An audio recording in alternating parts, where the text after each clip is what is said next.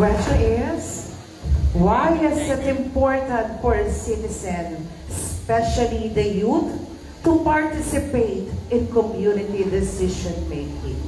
Again, why is it important for a citizen, especially for the youth, to participate in community decision making? I think it's the goodness of the decision making of the participant. As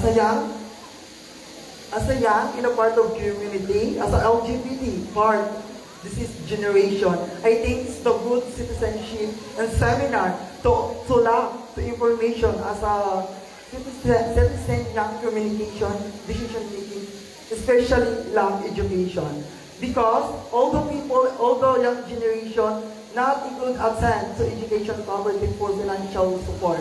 I think Bama Kino said, especially very important nowadays, to the Senate hearing for declare the bill of free education of Colegio, not for Colegio, just for senior high school, and elementary. That's all we all. Thank you so much.